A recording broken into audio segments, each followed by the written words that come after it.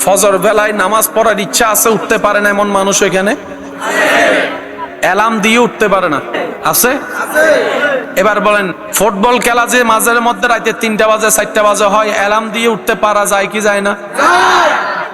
ফুটবলের জন্য যদি উঠতে পারেন, নামাজের জন্য পারেন না কেন? বুঝার দরকার। সকালবেলা যদি আপনার ট্রেন থাকে, বাস থাকে, কোথাও বেড়াতে যাবেন, সকাল 6টার মধ্যে ফ্লাইট অথবা ট্রেন, তখন কি উঠবেন না? তখন তো মিস যায় না। কিরে, ফুটবল মিস যায় না, ক্রিকেট মিস যায় না, বিমান মিস যায় না, ট্রেন মিস যায় না, শুধু নামাজটাই মিস যায়। বিমানের জন্য যেতে হয়, ট্রেনের জন্য ঘর থেকে বের হতে হয়। 6টায় ট্রেন হলে আমি 4টায় উঠে চলে যাচ্ছি, কিন্তু এটা মিস হয় না, নামাজটা কেন মিস হয়?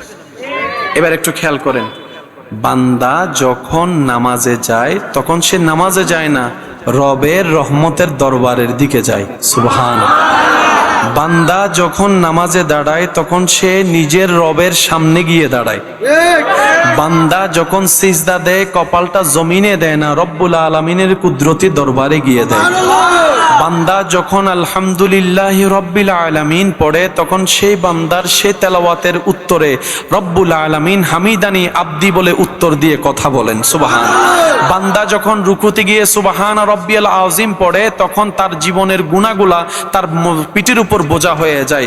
যখন সে সামি আল্লাহ লিমান হামিদা বলে উঠে সেই গুনাহগুলা ঝরে পড়ে যায়।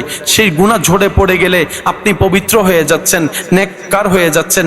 নামাজে দাঁড়ালে আপনার সওয়াব বাড়তেছে, নামাজে দাঁড়ালে আপনার গুনাহ কমতেছে। পেট তো কামড়াবে শয়তানের, সেজন্য শয়তান সবকিছু শুনাইলো, ফজরের আজানটা শুনতে দেয় না। শয়তান সবকিছু শুনতে দিল, ফজরের নামাজের জন্য উঠা অ্যালার্মটা সে শুনতে দেয় না। একটু খেয়াল করে দেখবেন, সারা রাত যদি আপনার ঘুম নাও আসে, আজান শোনার সাথে সাথে কেমন জানি শরীরটা একদম ছেড়ে দেয়, শক্তি পাওয়া যায় না, ক্লান্ত হয়ে যায়। এগুলো সবগুলো চালাকি হচ্ছে শয়তানের। সেজন্য রব্বুল আলামিন শয়তানের পরিচয় করিয়ে দিয়েছেন, হে আমার বান্দারা, আদুউম মুবিন, শয়তান প্রকাশ্য শত্রু। এই কথা মাথায় রাখবা, এই কথা তুমি জেনে রাখবা। তো মুমিনদের কাজ কি? মুমিনদের কাজ হচ্ছে শয়তান বান্দাদেরকে রব থেকে টেনে জাহান্নামের দিকে নিয়ে যাবে, আর মুমিন বান্দারা শয়তানের মুখে লাথি মেরে রবের রহমতের দিকে যাবে। সুবহানাল্লাহ। বান্দা যখন শয়তানের মুখে লাথি মারে আল্লাহর রহমতের দিকে যায়, এটাকে বলা হয় বড় জিহাদ।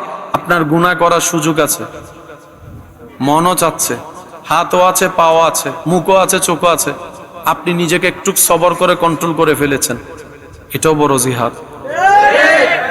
সুবহানাল্লাহ শুনলে ভালো লাগবে। আরেকটু বড় করে, আপনার গালি দেওয়ার ক্ষমতা সামর্থ্য মুখে আছে, মনের মধ্যে গালি খুব সুন্দর করে আসতেছে, কিন্তু আপনি রবের সন্তুষ্টির জন্য হজম করে ফেললেন, গালি দিলেন না, এটাও বড় সবর, এটাও বড় জিহাদ।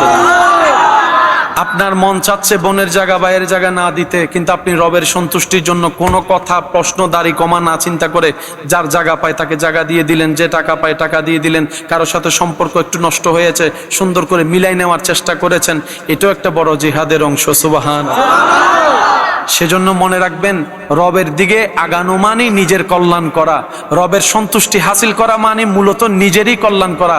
মনে রাখবেন, শয়তান এমন বাটপার যে আপনাকে লাগাই দিয়ে সে সরে যাবে। শয়তান আপনার আমার গুনার দায়ভার কখনো নিবে না, সাজা তো নিবেই না, দায়ভারও নিবে না। আপনি আমি যদি যাই আল্লাহকে বলি, আল্লাহ ফজরের নামাজ আমাকে শয়তানে পড়তে দেয় নাই, শয়তান আমাকে এমন এমন করেছে, আমি ঘুমিয়ে গিয়েছি। শয়তান বলবে যে আল্লাহ তারে বানাইছো তুমি, সে আমার কথা কেন শুনলো, আগে তারে জিজ্ঞেস করো। তারে খাওয়াও তুমি, সে আমার কথা কেন আগাইলো? দোষ আমার নাই, দোষ তার মনের, দোষ তার চিন্তার, আমার কোনো দোষ নাই, আমি তো তার শত্রু, তুমি আগে থেকে জানাই দিছিল। তো শত্রু যদি আমও দেয়, মানুষ সন্দেহ করে খায় না, কারণ আমের ভিতর পারে, শত্রুর দেওয়া জিনিস কেউ নেয় না। আল্লাহ সে তো জানে আমি শয়তান শত্রু, তাহলে আমার দেওয়া জিনিস নিল কেন আগে, সেজন্য তারে ভিটাও। আমি কি বুঝাতে পারছি কথা? তো যারা আপনারা আমরা শয়তানের ফাঁদে পা দিচ্ছি, ও আমাদেরকে আটকাই দিয়ে। হদুন বন্ধু আছে সাইউ হাইয়ারে বিল্লার নদী যাবি নাই ভানলা ইতে আগে ডাহিয়ারে বেগুন লই দোস্ত আজি আই টিরিট আই দিম দে টিরিট আই বেগুন ডাহি হানাজারতে শেষ বিল দিবের টাইম এসি অদাচ্ছে তোরা বয় কেন আয়ের আয়ের হই দে গেই হন আবাজি আর আছে না আর আছে না ইল্লে বন্ধু তনতুন আমাকে যারা ভালোবাসেন নিজের মনের সৌন্দর্যতার কারণে নিজের অন্তরে জায়গা দিয়েছেন সে সমস্ত ভাইদেরকে আমি আবদার করে কিছু কথা বলার অধিকার আছে না নাই বলেন আছে না নাই দেখেন আপনি আমি যতই ঝগড়া করি যতই যাই কিছু করি না কেন আমরা জানি আমাদের মতো পাপী আমাদের মতো খারাপ আমাদের মতো অযোগ্য পৃথিবীতে আমার মতো তো নাই আমি জানি আপনারটা আপনি জানেন ভালো আমাদের মতো পাপী আমাদের মতো অপরাধী সত্যি করে একটা কথা বলেন আল্লাহর বিন্দু পরিমাণ রহমত পাওয়ার কোন যোগ্যতা কোয়ালিটি আমাদের মধ্যে কিন্তু আপনি দেখেন চতুর্দিকে আল্লাহর নিয়ামত রহমত আপনাকে ঘেরাও ধরে আছে আপনি যে চোখে দেখছেন আল্লাহর রহমত আল্লাহর নিয়ামত এই যে কথা বলতে পারা কথাটা শোনা রবের দেওয়া নিয়ামত আর একটু জোরে বলেন হাতে ধরতে পারা পায়ের চলা সবকিছু যে বুঝা দেখা সবই রবের নিয়ামত না চাইতে রব্বুল আলামিন আমাদেরকে নিয়ামত দিয়ে ভরপুর করে দিয়েছেন এটা কি আমরা যোগ্যতা গুণে পেয়েছি নাকি আল্লাহ দয়া করেছেন আর সেই আল্লাহ খুশি হয় বান্দা যখন নিয়ামত পেয়ে শুকরিয়া করে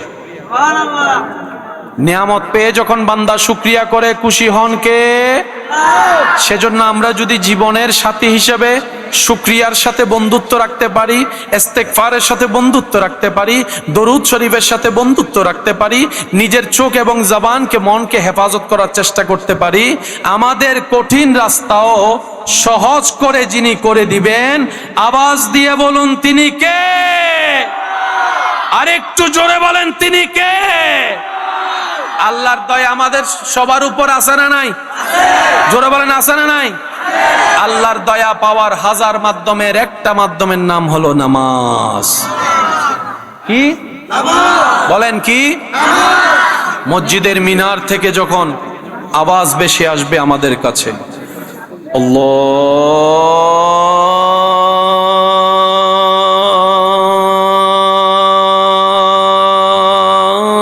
আল্লাহু আকবার আল্লাহু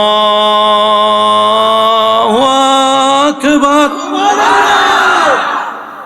ডাকটা কি মুয়াজ্জিনি দিয়েছেন নাকি আল্লাহর পক্ষ থেকে এসেছে যিনি আমাদের সৃষ্টিকর্তা ওনার পক্ষ থেকে এসেছে এবার কি কাজ বড় নাকি আল্লাহর ডাকে সাড়া দেওয়া বড় ইমানদারদের জন্য এটাই বড়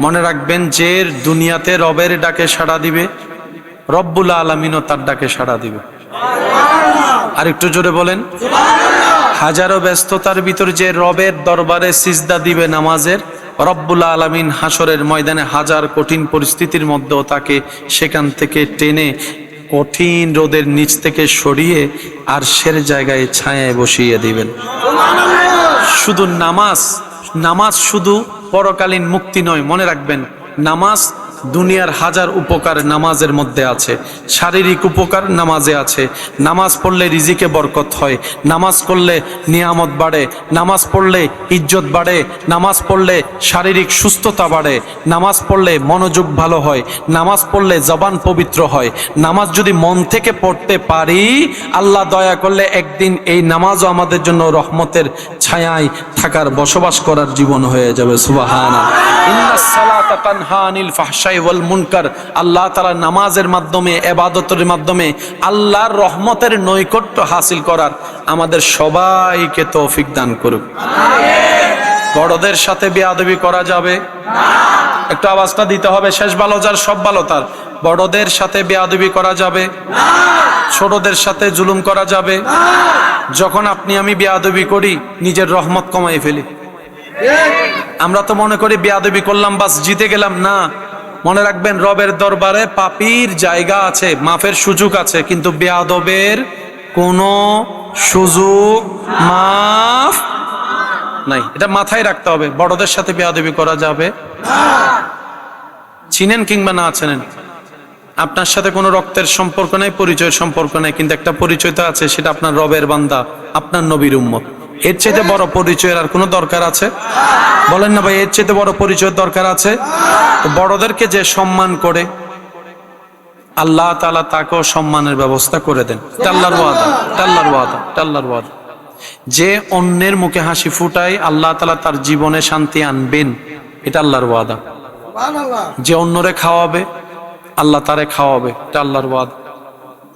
আপনি আমি যদি সত্যি বুদ্ধিমান হই, নিজের লাভ চাই, তাহলে আমাদের জীবন চলার পথে কিছুটা ব্রেক দেওয়ার দরকার। একদম আনব্রেকলি গাড়িটা চালানো ঠিক হবে, কারণ বেশিরভাগ সময় আমাদের গাড়িটা চলতেছে শয়তানের রোডে। শয়তানের যেমনে চাই আমরা তেমনিই করছি। তো করেছি, অতীত তো আর পাল্টাতে পারবো না, কিন্তু রব্বুল আলামিন বলে তুই তওবা কর, রাস্তাটা আমি ফিরাই দিচ্ছি, জাহান্নামের রাস্তা জান্নাতি বানাই দিব। সুবহানাল্লাহ। এই বিশ্বাস আছে সবার? পিছনের ভাইরা বিশ্বাস আছে? আল্লাহ তাআলা আমাদের সবাইকে 5 ওয়াক্ত নামাজের সাথে বন্ধুত্ব রাখার তৌফিক দান করুক। বড়দের সম্মান, ছোটদেরকে স্নেহ করার তৌফিক দান করুক। আল্লাহ তাআলা আমাদেরকে ভদ্র হয়ে চলার তৌফিক দান করুক। নিজের চোখ জবানকে হেফাজত রাখার তৌফিক দান করুক। অন্যের কষ্টের কারণ হওয়া থেকে আল্লাহ আমাদের সবাইকে হেফাজত করুক। আমি প্রায় সময় একটা কথা বলি আমার ভাইদেরকে, মোবাইল আপনি কিনেছেন, আপনি না মোবাইল চালাবেন। মোবাইলে যদি আপনারে চালায়, কষ্ট নিবেন না, আমার কথা একটু বোঝার চেষ্টা করেন। গেম আপনি খেলতেছেন, যতক্ষণ মন চায় তখন খেলবেন, যখন মন চাইবে না রেখে দিবেন, কথা এটা। কিন্তু আপনাকে মা ডাকতেছে, আপনি বললেন আসতেছি, তাহলে কি আপনি গেম খেলতেছেন নাকি গেমে আপনারা খেলতেছে?